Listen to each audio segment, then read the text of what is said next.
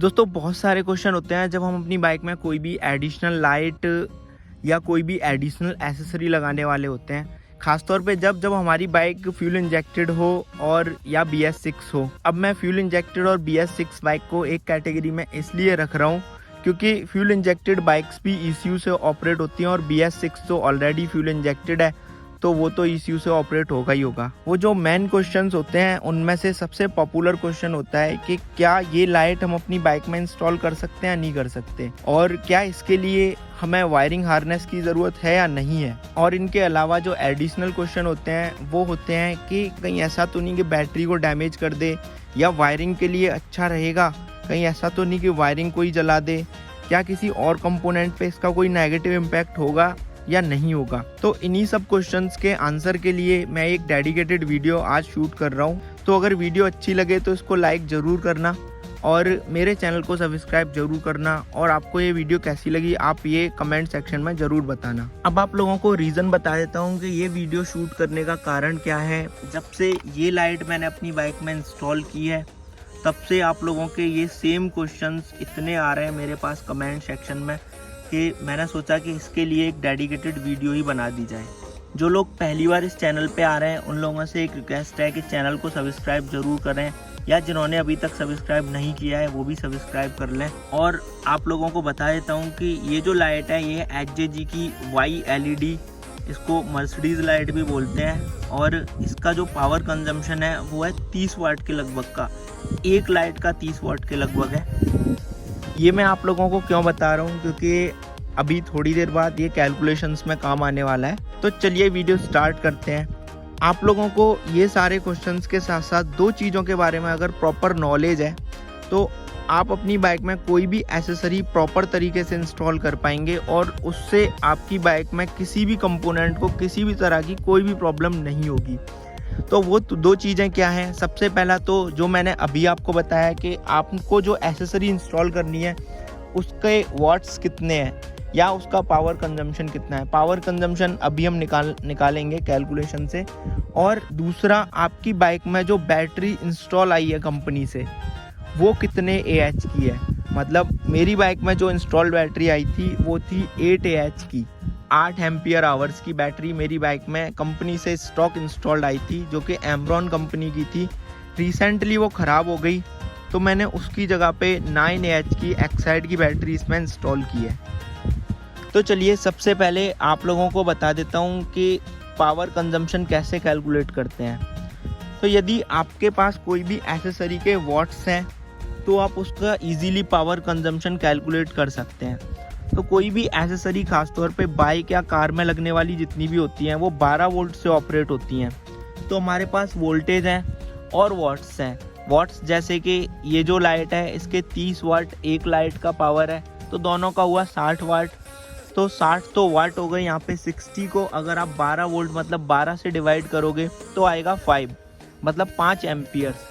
तो ये देखा जाए तो मेरी बाइक की जो स्टॉक बैटरी आती है उसके काफ़ी कम है, मतलब 5 और 8 में ऑलमोस्ट 3 का अंतर है। 3 एम्पियर मेरी बाइक पे अभी भी एक्स्ट्रा हैं, और उन 3 एम्पियर्स का मैं यूज़ करता हूँ ये जो हीट ग्रिप है 1.5 एम्पियर इसमें, और यहाँ पे जो मोबाइल चार्जर लगता है आधा एम्पियर उसमें।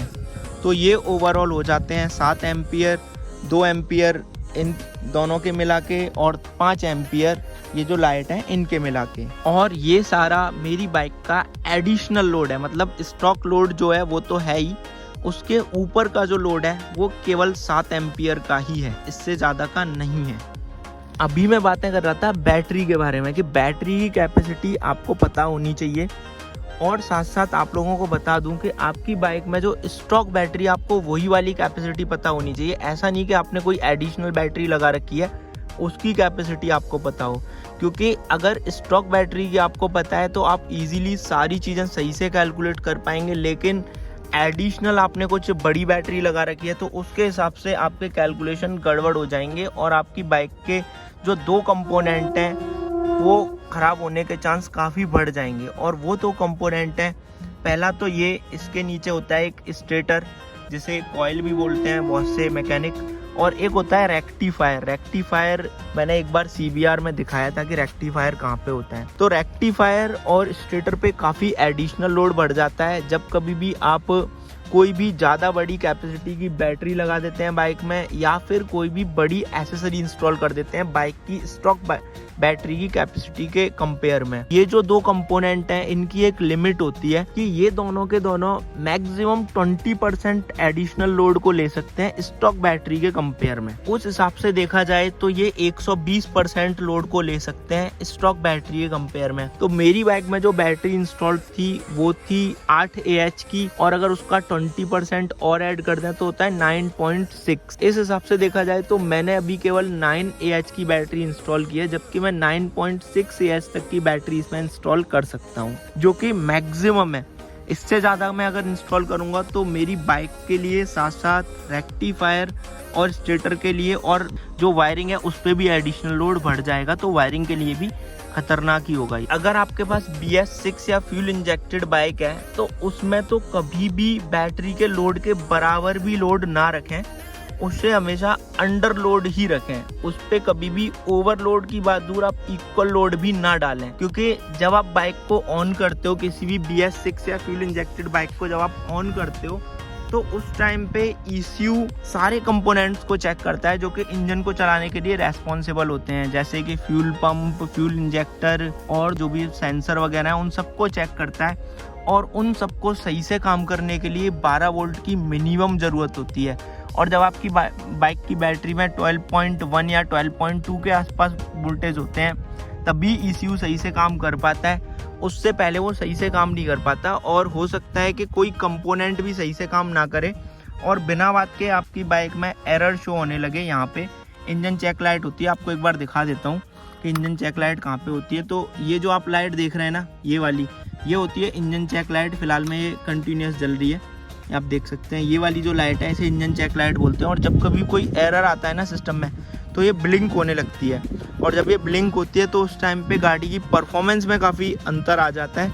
और ये वाली जो ब्लिंक है ये सर्विस सेंटर पे जाके ही ठीक होती है, उससे पहले ठीक नहीं हो पाती, क्योंकि सर्विस सेंटर पे जब इसमें कंप्यूटर लगा के, मतलब जिसको डायग्नोस्टिक टूल बोलते हैं, वो लगा के जब तक इसको डायग्नोस नहीं किया जाता सिस्टम को पूरे को, तब तक पता नहीं लगता कि प्रॉब्लम कहाँ पे आ रही है। और जब तक प्रॉब्लम ही पता नहीं लगती तो रेजोल्यूशन तो कैसे होगा, आप समझ सकते हो इस बात को। और इसी के साथ साथ आप लोगों को बता देता हूँ कि ये जो लाइट्स हैं इनको इंस्टॉल करने के लिए आपको जो वायरिंग हार्नेस आती है मार्केट में, जो कि 1000 रुपये के लगभग की आती है, उसे परचेज करने की बिल्कुल ज़रूरत नहीं है, क्योंकि इनका जो पावर कंजम्पशन है वो है केवल 5 एम्पियर का। और इसके लिए आप नॉर्मल सी वायरिंग ले सकते हैं जो कि आपको इजीली मार्केट में मिल जाएगी कहीं पे, या अगर आपको वो नहीं मिल रही है तो आप 1.5 mm का वायर ले सकते हैं, 2 वायर ले सकते हैं 1.5 mm के, जितनी लंबाई आपको चाहिए हो उसके अकॉर्डिंग। 1.5 mm का वायर लगभग 10 रुपये मीटर के रेट के आसपास आ जाता है। और अगर उस हिसाब से अगर आपकी बाइक में 3 मीटर भी लगा तो आपको केवल 30 रुपये तो वो लगेंगे। और लेना होगा आपको एक के स्विच, 2 वे स्विच, जिससे कि आप अपर और डिपर को एक्टिव कर सकें लाइट के को। एक बीच में रिले और लगा सकते हैं आप, जिससे कि इग्निशन से आपकी जो लाइट है वो ऑन हो।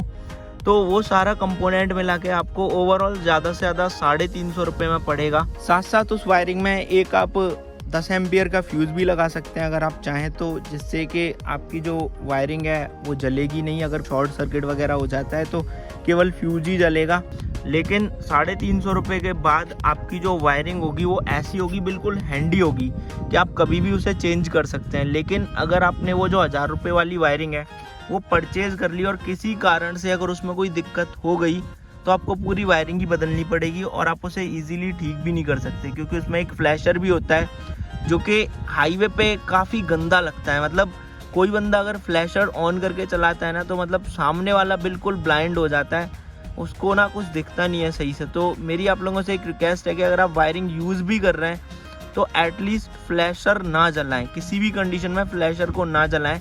अगर कोई इमरजेंसी सिचुएशन है तो उस कंडीशन में आप जलाएं, लेकिन बिना इमरजेंसी सिचुएशन के आप ऐसा नहीं कि अपने मज़े के लिए केवल फ्लैशर को ऑन करके हाईवे पे चल रहे हैं। इससे सामने वाले के लिए ना काफ़ी हार्मफुल होता है, एक्सीडेंट के काफ़ी चांस बढ़ जाते हैं। अब आते हैं फाइनली मुद्दे की बात की ओर कि क्या ये लाइट आप हर बाइक में लगा सकते हैं? यार बिल्कुल नहीं लगा सकते। क्यों? क्योंकि देखो ये वाली जो लाइट्स हैं इनका पावर कंजम्पशन है 5 एम्पियर का, और जितनी भी छोटी बाइक्स आती हैं उन सब में जो बैटरी आती है वो मैक्सिमम 5 एम्पियर तक की आती है। शायद स्प्लेंडर में 4 एम्पियर की आती है, उससे बड़ी शायद 6 एम्पियर की बैटरी आती है, 5 की भी आती है मेरे हिसाब से, और मुझे पक्का आइडिया नहीं है कि 5 की आती है नहीं आती। लेकिन अगर आपकी बाइक BS6 है या फ्यूल इंजेक्टेड है तो उसमें आप बिल्कुल भी इन लाइटों को ना लगाएं अगर आपकी बाइक की बैटरी कैपेसिटी एटलीस्ट 6 एम्पियर नहीं है तो। क्यों? क्योंकि अगर आप 6 एम्पियर से कम की बैटरी पे ये वाली लाइट लगा दोगे तो उस केस में क्या होगा कि आपकी बाइक प्रॉपर तरीके से काम तो कर जाएगी, एक बार को मैं मान लेता हूँ, लेकिन कभी भी ना वो फेल हो सकती है। मतलब जब उसकी बैटरी की लाइफ इम्पैक्ट होने लग जाएगी। तो मेरे साथ जो हुआ था वो कुछ ऐसा हुआ था कि जिस दिन इसकी बैटरी ख़राब हुई थी उस दिन कुछ ऐसा सीन था कि मैंने सेल्फ दबाया तो गाड़ी स्टार्ट ही नहीं हो रही थी, जबकि मैंने उससे पिछली रात ही बाइक प्रॉपर तरीके से बिल्कुल सही खड़ी की थी, और एकदम से मेरी बाइक ऐसे ख़राब हो गई कि मुझे लगा यार बड़ी दिक्कत हो गई, कोई तो बड़ी समस्या हो गई। लेकिन जब मैंने बैटरी के वोल्टेज चेक किए तो आ रहे थे 11.4, तो मैं समझ गया कि इसकी बैटरी ख़राब हो चुकी है। और जब मैंने बैटरी 2 घंटे चार्ज भी की, 2-3 घंटे चार्ज करके भी देखा उसको, लेकिन फिर भी उसमें जो वोल्टेज है वो प्रॉपर नहीं बढ़े, वो ज़्यादा से ज़्यादा 11.8 तक गए, और थोड़ा सा लोड लगाते ही वो एकदम से गिर जाते हैं। तो उस टाइम पे मैं समझ गया कि इसका बैटरी रिप्लेसमेंट ही लास्ट सॉल्यूशन है, और मैंने फाइनली बैटरी बिल्कुल चेंज कर दी और उसके बाद प्रॉब्लम का सॉल्यूशन हुआ। लोगों को ऑप्शन बता देता हूँ कि अगर आप कोई लाइट लगाना ही चाहते हो तो आप मिनी ड्राइव लगा सकते हो, जिसका पावर कंजम्पशन होता है लगभग 40 वाट दोनों लाइट्स का, मतलब 20 वाट एक लाइट का।